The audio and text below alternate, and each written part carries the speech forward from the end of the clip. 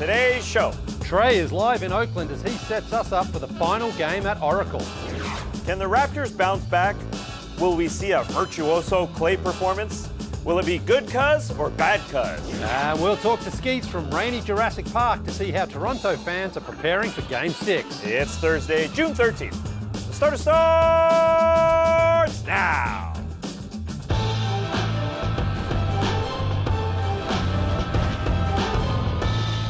Welcome to what could be the final episode of The Starters, but you know, Jack Daniels, old number 7 in Tennessee Honey, are going to be with us right till the end. I'm Taz Mellis, alongside me.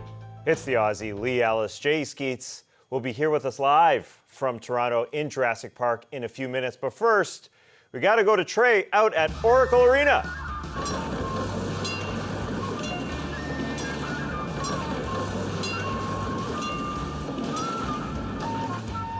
Trey, how you doing? Hey-o! A little extra tonight. What could be what is going to be the final game in Oracle Arena. Set the scene, Trey. What's it going to be like there tonight? Oh, it is going to be crazy in this arena. Can't wait to see what it's like come tip-off time, because it's already loud here, and it's basically just run-throughs of what's going to be going down tonight. But like Steph Curry said yesterday, it's not just about the last game here at Oracle. There's a lot of different motivations that the Warriors have. First and foremost, this is the NBA Finals. They're trying to pull off an historic comeback with the same core that blew a 3-1 lead back in 2016. That's poetic and dramatic in its own right.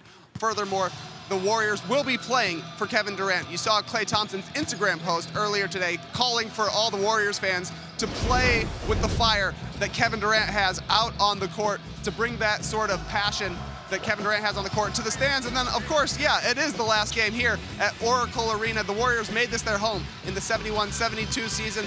They've had 28. This will be the 28th finals game the past 5 years. They're going out in celebration, in style. They've got Mr. FAB, E40, and Too Short performing at halftime. It's going to be super loud in here, and I think the Warriors want a little bit of a do-over for their last game at Oracle. You remember games 3 and 4, a little bit quieter here. Raptor fans were outweighing Warrior fans in the stands.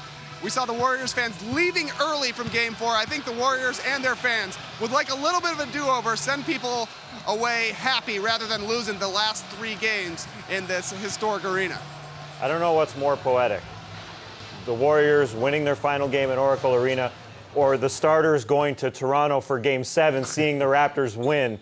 I don't know. I mean, it's basically a toss-up there. Now, Game 5 was so bonkers with the KD injury. The fans, the comeback in the last few minutes. I can't decide who's under more pressure, with the Raptors giving away that one there, or the Warriors, in Oracle Arena, down 3-2. Which one do you think? Well, I think most people think the momentum in the series flipped from the Raptors to the Warriors, winning Game 5 and then coming back here to have a Game 6 to play. And if you hear the Warriors talk, they definitely think that the pressure is on the Raptors, because the Warriors have that championship experience. As Andre Iguodala told me yesterday, they're never afraid because they've been in basically every scenario imaginable in these past 5 seasons. So for them, being down 6 with 2.5 minutes left, maybe Toronto's getting excited because it could be a championship, but for the Warriors, they know that's just a couple of possessions. The game could flip super easily. So I do think that Toronto lost a little bit of the momentum, but they still have the advantages. That being said, they got to win the last game here in Oracle over the Warriors. That's a huge ask. A lot of pressure on the Raptors. Do you think, Trey, that obviously Kevin Durant is not playing, Kevon Looney is a game-time decision, and DeMarcus Cousins is still carrying a little bit of an injury? Do you think Steph and Clay, I know they can score 1,000,000 points, of course, but given this extra workload now, knowing that Durant isn't there, can the Raptors maybe close at least one of these guys down and give themselves an advantage in that area? That's got to be the hope for the Raptors, because all the talk here amongst the media is how insane Steph and Clay are going to have to go if the Warriors are able to extend this series. They combined for 57 points and 12 three-pointers in the Game 5 win, and you have to imagine it's got to be about the same from the Splash Brothers tonight. You would think maybe somewhere between 55 and 65 points, which doesn't seem unreasonable. They could both easily have 30, and if you remember when the Cavs were pulling off their comeback back in 2016, you got 41 and 41 from LeBron and Kyrie in a must-win Game 6 at home. The Warriors are going to need something similar from Steph and KD, and then they got to figure out a way to get some more points from their role players. 20 made threes for the Warriors in Game 5, just a 1-point win. Where are they going to be able to pick up the 11 points from Kevin Durant, the 14 points from DeMarcus Cousins, a 3 from Quinn Cook? Guys who contributed in Game 5 need to step up again in Game 6. Okay, so that's the plan for the Warriors' victory. What's the plan for Trey Kirby's victory tonight? What do you got in store for yourself this evening? Well, no matter what happens, I'm packing up late tonight because I got to get up early tomorrow to either fly to Atlanta or fly to Toronto. I expect I'll be seeing you boys up in Toronto. We go into Game 7, baby! Well, if it doesn't go to Game 7, Trey, remember I was in Oakland for Game 4 and they were all singing, all the Raptors fans were singing after the game in the stands. I want to see you crowd surfing tonight, okay? Shirt off, everything. Just go full on, all out tonight, okay? All right, I'm going to try and get on top of the pile, no doubt. Great suggestion, Lee. Maybe me and Navachi will get up there. Yeah. All right, Trey, we'll see those brownies a little bit later on tonight on Instagram, perhaps. But we're going to get into what to watch for ourselves this evening after the break. We're going to see a Clay Virtuoso performance. Is he finally going to have a bad game in this series? Probably not. All right, come back after the break.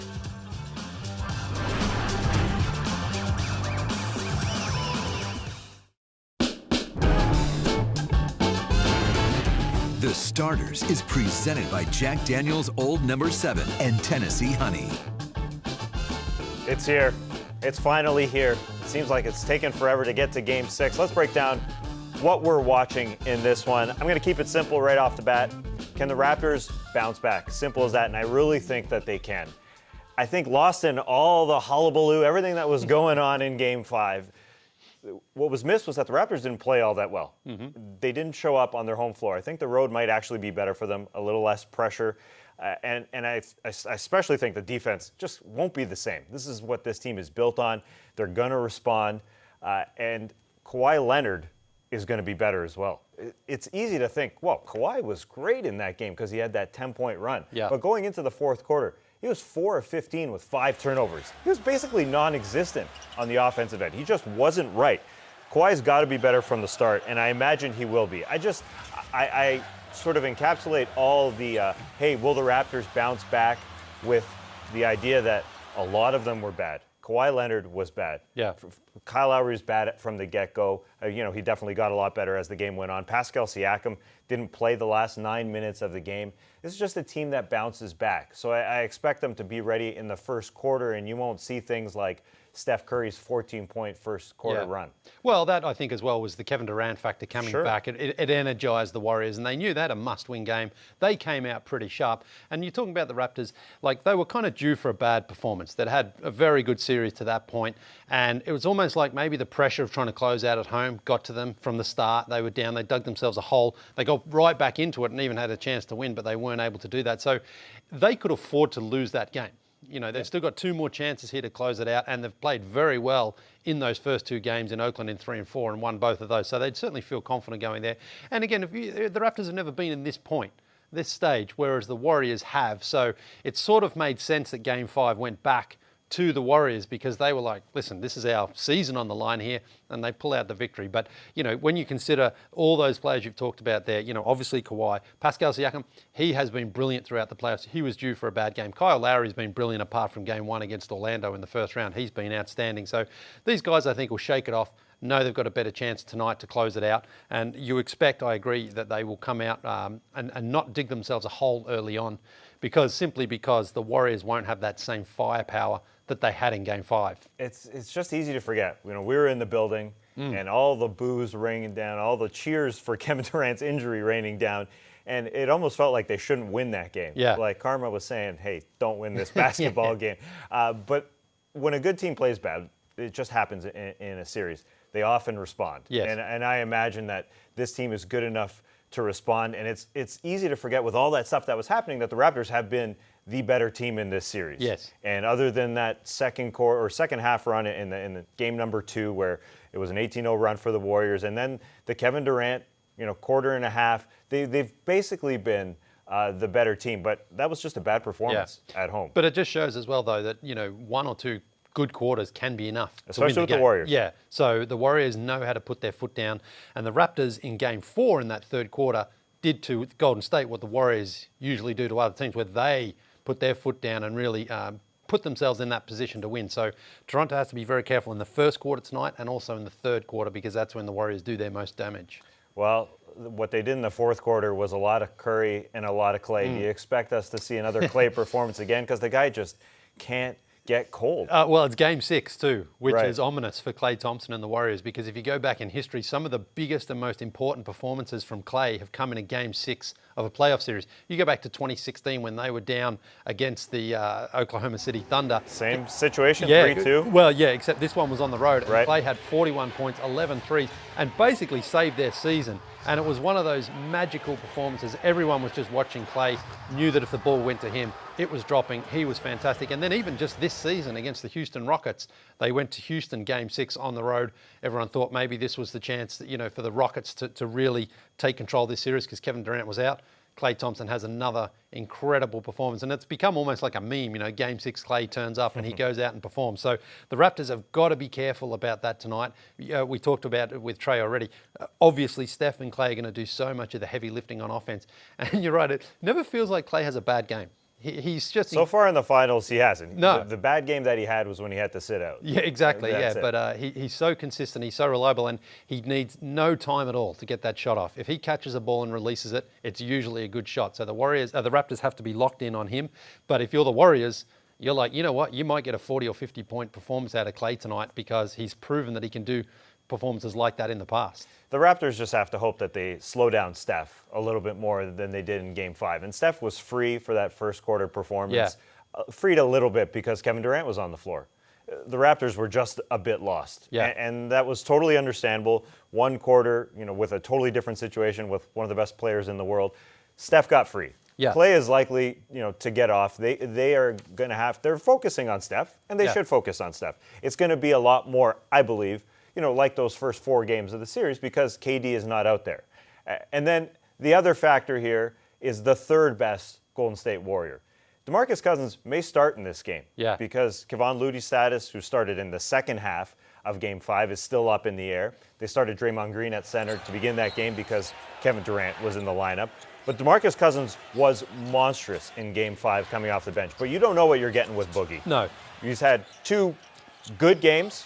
They won those games. And then, 3 poor performances, and they lost those games. Yeah. And it's not surprising that outside of Klay and outside of Curry, if you get a good game from DeMarcus, you're probably going to win if he really factors in. But you really don't know what he's going to give you physically, how he feels physically. No, I mean, we know he's not 100%. He's labouring a bit when he's moving up and down. But I think what was really important in Game 5 was he got early baskets close to the rim. His confidence rose. And then he stepped out and hit a 3. And you could just feel his presence was a lot more. There was a lot more confidence with him, and the team trusted him a lot more. So if he starts or if he comes off the bench, whatever this case is, the Raptors have to make sure they don't let him get a couple of easy baskets early on to get himself rolling, because right now he's not going to be able to play himself back into game shape, and there's just not enough time. But if he can hit shots when he's open and provide that extra offense that they need outside of Steph and Klay, that's going to be fantastic for the Warriors. But if he's not, if he can't get those shots early, he's not scoring, then you think that would favour Toronto, especially the big man matchup going against Marc Gasol and Serge Ibaka. That's where those two guys really have to, they have to flex their muscles on both ends of the floor because they have an advantage. And if Boogie isn't playing well, then you figure Serge can knock down his shots. Marc Gasol, he's been scoring the ball well. And defensively, they have to grab the rebounds for the Raptors. So there's so much, so many little things here that could turn it either way to each team. And I think really it is going to come down to those little matchups rather than Kawhi or Steph and Klay. Right, yeah, it's going to be that third or fourth guy for the Warriors. The Warriors were extremely lucky. They're unlucky when Kevin Durant went down. Yeah. But DeMarcus Cousins came into the game. He was likely to be a DNP in that game. But when KD went down, they had to find somebody. He comes in and he provides them that spark. Is he going to be good enough in Game 5? It is the battle of the bigs, really, that I think this game could come down to. And Kevon Looney tried his butt off to play, but he's laboring. Jordan Bell has been out there for a few minutes, but he's getting beat on the defensive end over and over and over again. Steve Kerr is looking up and down that bench, trying to find somebody as a big to match up with Marc Gasol and Serge Ibaka. Those guys have to dominate. Yeah. They should dominate. with the way, you know, the Warriors With are their banged bigs, up. for sure, yeah. And Andrew Bogut's been out there for a few minutes. He gives them a good body and a good defensive presence, but offensively he's not as good as Kevon Looney finishing around the rim. And again, Looney, I don't know how he's even playing, to be honest. He looks like it's a struggle for him to get out there. He's just giving everything he's got to that team, so you admire him for that. But clearly that's an advantage for Toronto. Marc Gasol, if he gets Looney out there, he's got to take him in the post and just bang him and use this physicality to get inside and score easy baskets. And even a couple of times you saw when Looney would get on a mismatch with Kyle Lowry or someone, they've just got to go right past him because Looney just can't keep up with those guys right now. But again, the bigs for Toronto have to keep doing what they've been doing at both ends. Serge Ibaka's been good defensively, rebounding, blocking shots. And Marc Gasol, I mean, remember, coming into the series, we thought this is a tough series for him. He might even spend a lot of time on the bench, but he's instead been scoring for them, so he stays out on the floor. Yeah, Mark had a really, really good game. And I think Kevon Looney is sort of unheralded because everybody's talking about Kevin Durant getting out there and fighting, but Kevon Looney has been struggling physically and has been working his butt off. Yeah, the Raptors have to win that battle if they're going to win game number 6. All right, coming up, we're going up north. Jay Skeets signing autographs, taking photos in Jurassic Park. Fans are coming out in droves to watch the road game. We'll talk to Skeets in a second.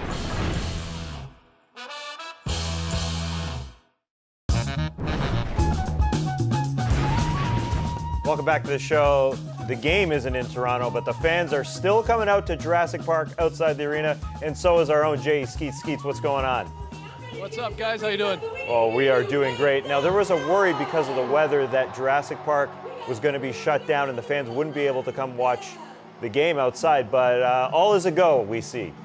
Yeah, there was real concern about 3 hours ago, and the tweets were going out there, the reports were going out there that if it was thundering and lightning and it was too severe, they were going to actually open up the Scotiabank Arena and have all these people that have been waiting in line here for days and flood them into the arena to watch the game because you just can't have all these people out here if it was lightning.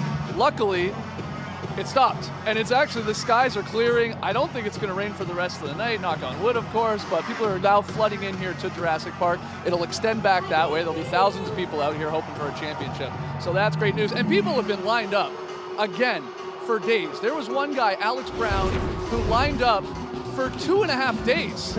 He had a tent, and he had chips, he said. He told Global News this. I had a tent and I had chips. Now, if I was a real reporter, I would have found Alex Brown and asked him what type of chips he was eating. You know, dill pickle, salt and vinegar, classic ketchup here in Canada, but I'm not a real reporter, so I didn't do that. I took a nap instead. But these people are fired up. They're absolutely fired up, even if with this game being on the road. A lot of people think they can close this out here tonight. Alex is crazy. Out there for days to watch a game on a screen outside. It's still astonishing, even despite it being a road game.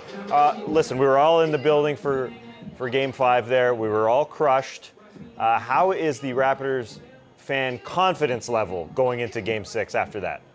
Yeah, that's interesting. I've been here obviously a couple days since Game 5, and we were all up here doing our show. You know, going into Game 5, you guys know this. The confidence was at an all-time high for Raptors fans. Everybody thought they were going to close it out in 5 at home. You know, the real concern was, when is the parade, and where's the after party, and what's going to be the name of Drake's single after they win that he's inevitably going to release.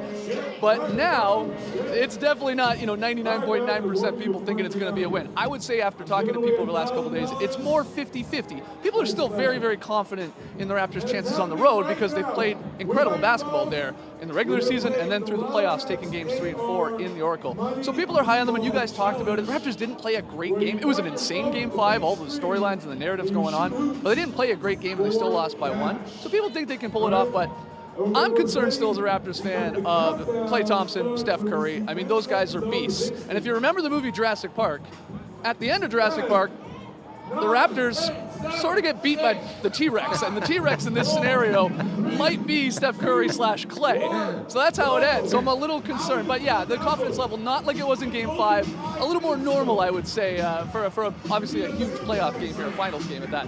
Skeets, I said the same thing to Trey, and I want to know from you, let's say the Raptors do win tonight. What are you going to be topless, crowd surfing in Jurassic Park there? What's going to go? You're going to go crazy, man. Come on.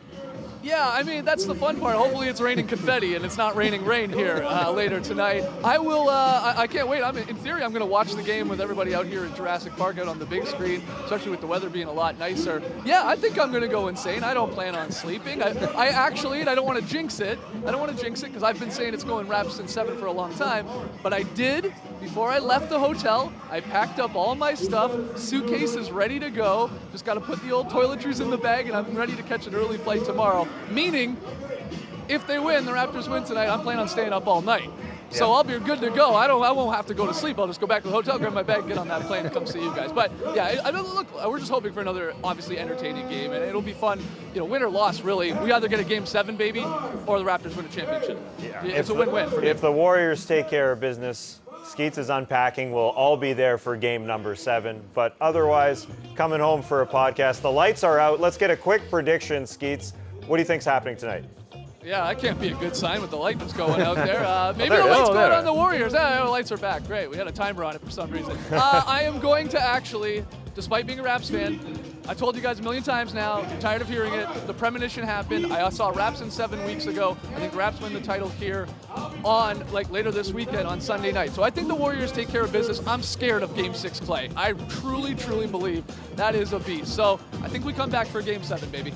Yeah, the quiet Klay Thompson has been more vocal in between Game 5 and Game 6 than I've ever heard him. All right, Skeets, we'll see you in Toronto. We'll see you here. We'll see you sometime. Game 6 predictions from us coming up.